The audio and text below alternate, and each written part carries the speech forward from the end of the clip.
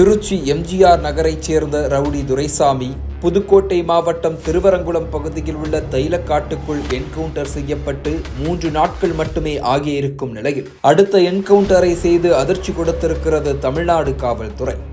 இந்த முறை பகுஜன் சமாஜ் கட்சி மாநில தலைவர் ஆம்ஸ்ட்ராங் கொலை வழக்கில் கைது செய்யப்பட்ட முக்கிய ரவுடி திருவேங்கடம் என்கவுண்டர் செய்யப்பட்டுள்ளார். ஜூலை 5ஆம் தேதியன்று பெரம்பூரில் உள்ள தனது வீட்டின் கட்டுமான பணிகளை பார்த்து கொண்டிருந்த பகுஜன் சமாஜ் மாநில தலைவர் ஆம்ஸ்ட்ராங் வெட்டி படுகொலை செய்யப்பட்டார். இந்த வழக்கு தொடர்பாக ரவுடி ஆற்காடு சுரேஷின் தம்பி பொன்னை பாலா உட்பட 11 பேர் கைது செய்யப்பட்டு சிறையில் அடைக்கப்பட்டனர்.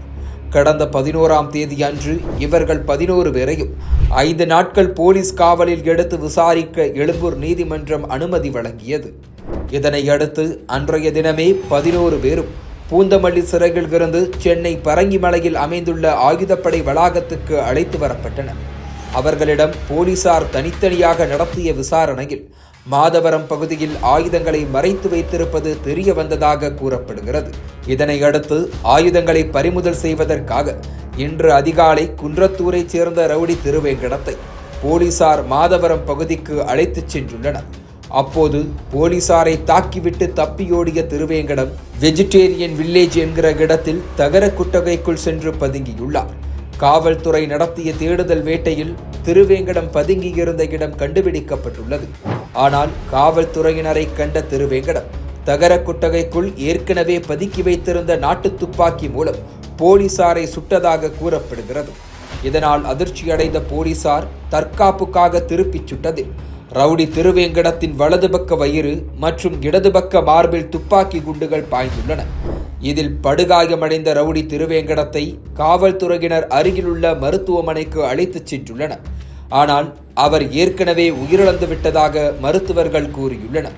ரவுடி திருவேங்கடத்தின் மீது 11 குற்ற வழக்குகள் நிலுவையில் உள்ளன.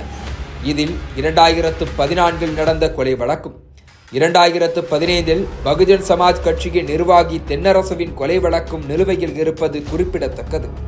இது மட்டுமல்லாமல் ஆம்ஸ்ட்ராங்கை கொலை செய்வதற்காக அவரை தொடர்ந்து உளவு பார்த்து தகவல் சொன்னதும் திருவேங்கடம்தான் என்பதும் தெரிய வந்துள்ளது.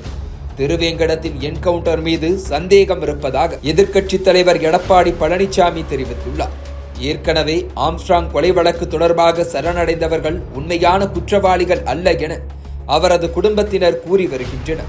இந்த நிலையில் சரணடைந்தவர்களை அதிகாலையில் அழைத்துச் செல்ல வேண்டிய அவசியம் என்ன என எடப்பாடி பழனிசாமி கேள்வி எழுப்பியுள்ளார். மேலும் கொலை குற்றம் சாட்டப்பட்டவரை எப்படி இலகுவாக தப்பவிட முடியும் என்றும் கையில் விலங்கு இல்லாமல் அழைத்துச் சென்றது ஏன் எனவும் எடப்பாடி பழனிசாமி அடுக்கடுக்கான கேள்விகளை எழுப்பியுள்ளார்.